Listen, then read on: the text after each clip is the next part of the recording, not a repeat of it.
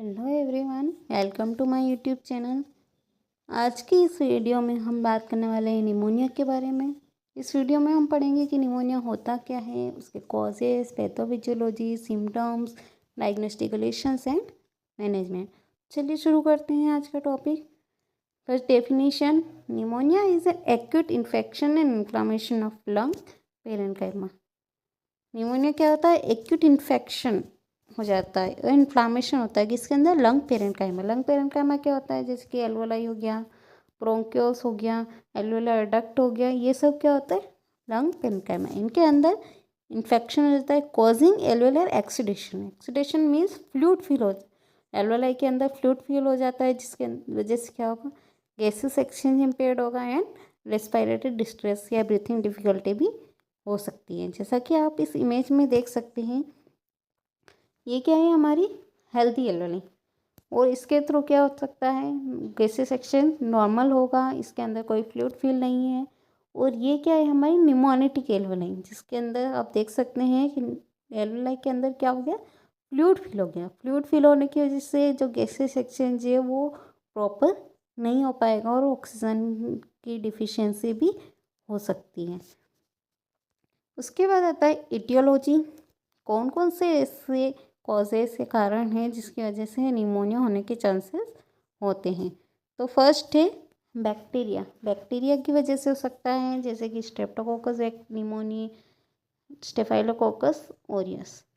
Virus की वजह से हो सकता है, जिसकी इन्फ्लुएंजा वायरस हो गया, आरएसवी वायरस हो गया, इसकी वजह से भी निमोनिया हो सकता है। उसके बाद आता है फंगाई, हिस्टोप्लाज्मा एस्परजिलस फंगस की वजह से भी हो सकता है। Expiration of food and gastric content, food और गैस्ट्रिक कंटेंट की एक्सपायरेशन की वजह से, जैसे कि अगर हमने कोई फूड इंटेक किया या फिर कोई बेड रिडन पेशेंट है, अगर उसको कोई फूड दिया है तो वो क्या कर सकता है? एक्सपायरेट कर सकता है। या गैस्ट्रिक कंटेंट एक्सपायर, जैसे कि स्टमक एसिड अगर हमने एक्सपायरेट कर लिया, लंग्स के अंदर चला गया, तो उसकी वजह से भी एक्सपायरेशन निमोनिया हो सकता है। Inhalation of toxic substance, toxic substance like जैसे कोई केमिकल्स है, परफ्यूम्स है, उनकी इनहेलेशन की वजह से भी निमोनिया हो सकता है।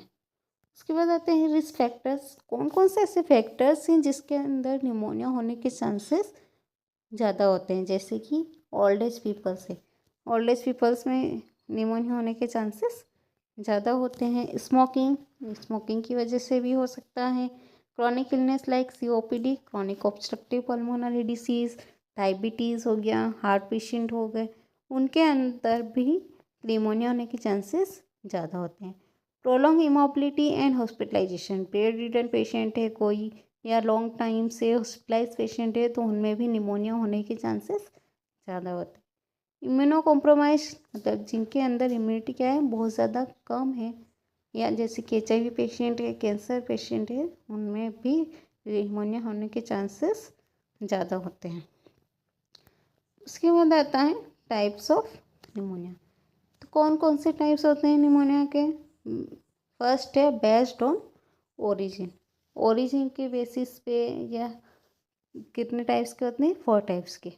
फर्स्ट है कम्युनिटी एक्वायर्ड निमोनिया, जहाँ पे हम रहते हैं कम्युनिटी में, वहाँ की सराउंडिंग की वजह से अगर निमोनिया हो रहा है तो कौन सा होता है? Community acquired pneumonia. Hospital acquired pneumonia, अगर हॉस्पिटल में एडमिशन होने के बाद, हॉस्पिटल में पेशेंट एडमिट हुआ है, उसके बाद 48 आवर्स के बाद अगर कोई निमोनिया डेवलप हो रहा है तो वो कौन सा होगा? Hospital acquired pneumonia. Ventilator associated pneumonia means अगर कोई पेशेंट बहुत ज़्यादा सीरियस है, वेंटिलेटेड है, इंडोट्रेकियल इंट्यूबेशन हुआ है, तो उनमें ऑक्सीजन का लेवल कम होता है और उनमें भी निमोनिया होने के चांसेस होते हैं, तो उसको हम क्या कहते हैं? Ventilator associated pneumonia. Expiration pneumonia, जिसके हमने इटियोलॉजी में अभी पढ़ा था कि फूड और गैस्ट्रिक कंटेंट को एक्सपायरेट करने की वजह से भी निमोनिया हो सकता है, तो उसको हम क्या कहेंगे? Expiration pneumonia. उसके बाद आता है second, based on causative agent. Causative agent के बेसिस पे 3 टाइप्स के निमोनिया होते हैं। फर्स्ट है बैक्टीरियल निमोनिया, अगर बैक्टीरिया की वजह से, जैसे कि स्टेफाइलोकोकस ऑरियस हो गया, स्ट्रेप्टोकोकस निमोनिया, तो अगर वो निमोनिया कोज कर रहा है तो कौन सा होगा? Bacterial pneumonia. वायरस की वजह से निमोनिया हो रहा है, जैसे कि इन्फ्लुएंजा वायरस है तो वो कौन सा होगा, वायरल निमोनिया। फंगाई की वजह से हिस्टोप्लाज्मा हो गया, एस्परजिलस हो गया, तो उसकी वजह से अगर निमोनिया हो रहा है तो कौन सा होगा, fungal pneumonia.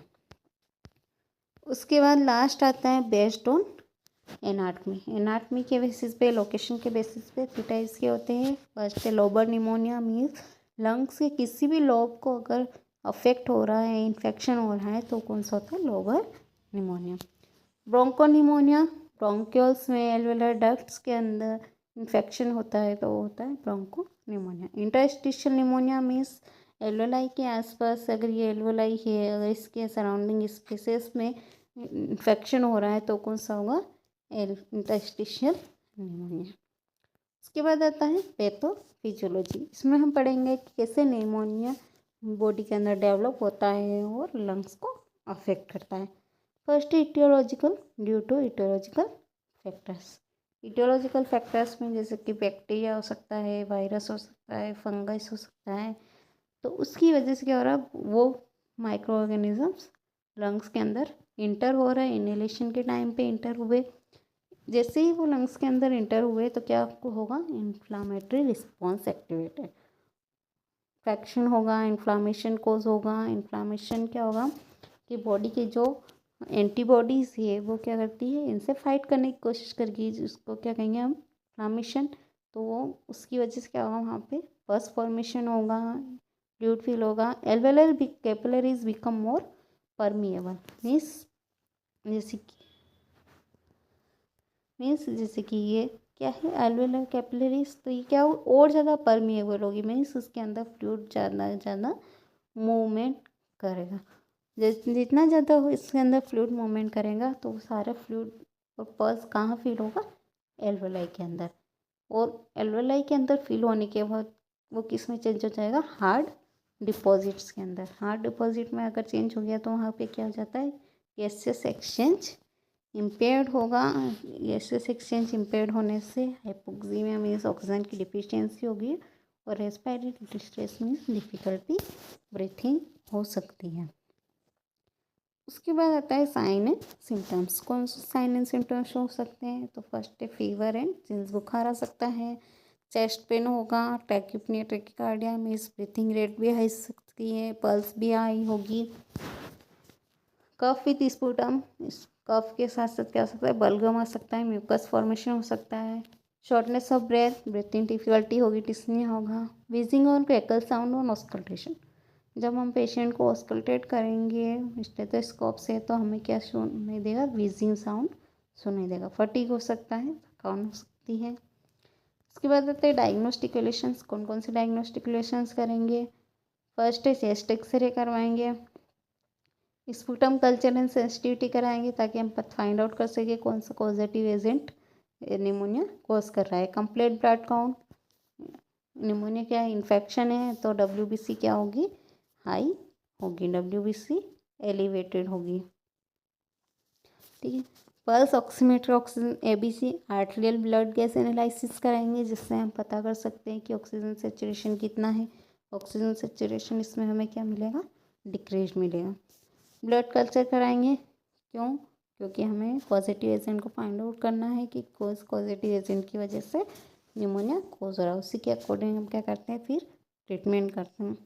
C reactive protein and ESR, erythrocyte sedimentation rate, ये भी क्या हो जाता है, निमोनिया के अंदर इंक्रीज होता है। उसके बाद आता है मेडिकल मैनेजमेंट। मेडिकल मैनेजमेंट में फर्स्ट आता है फार्माकोलॉजिकल मीन्स हम क्या करते हैं, मेडिसिन के थ्रू निमोनिया को ट्रीट करेंगे। तो फर्स्ट एंटीबायोटिक। एंटीबायोटिक हम किस में देते हैं, अगर बैक्टीरिया की वजह से इन्फेक्शन होता है तो हम उसको क्या देंगे, एंटीबायोटिक्स। जैसे कि एमोक्सिसिलिन हो गया, एज़िथ्रोमाइसिन, सेफ्ट्रिक्सन हो गया। अगर वायरस की वजह से हो रहा है तो हम क्या देंगे, एंटीवायरल ड्रग्स देंगे। अगर फंगस की वजह से हो रहा है तो हम क्या देंगे, एंटी फंगल ड्रग्स। एंटीपायरेटिक्स, जैसे कि हम सिम्टम्स पर आता है कि पेशेंट को फीवर हो सकता है तो हम क्या देंगे, एंटीपायरेटिक्स, पैरासीटामोल देंगे। Expectorants and mucolytics. Expectorants and mucolytics, mucolytics means break down, मतलब क्या करेंगे, म्यूकस को ब्रेक डाउन करते हैं। म्यूकस को ब्रेक डाउन करेंगे, थीन करेंगे, जिससे क्या होता है, लंग्स से इजीली क्लियर हो जाता है और ऑक्सीजन का लेवल बढ़ जाता है, जैसे कि एम्ब्रोक्सोल या एसिटाइलसिस्टीन। ब्रोंकोडायलेटर्स, अगर ब्रोंक कॉन्स्ट्रिक्शन हो रहा है तो हम ब्रोंकोडायलेटर्स भी दे सकते हैं, like salbutamol. Non pharmacological management में हम क्या देंगे? Oxygen therapy. ऑक्सीजन का लेवल कम हो रहा है, हाइपोक्सीमिया की कंडीशन हो रही तो ऑक्सीजन थेरेपी देंगे। एडिक्वेट हाइड्रेशन, म्यूकस का प्रोडक्शन ज़्यादा हो रहा है तो उसको लिक्विफाई करने के लिए, थीन करने के लिए हम क्या देंगे? वाटर इनटेक को इंक्रीज करेंगे। Chest physiotherapy and postural drainage करवा सकते हैं, और अगर सीवियर केसेस में मैकेनिकल वेंटिलेशन भी करना पड़ता है। उसके बाद आता है कॉम्प्लिकेशंस। अगर निमोनिया को टाइम पे ट्रीट नहीं किया गया तो क्या क्या कॉम्प्लिकेशंस हो सकते हैं?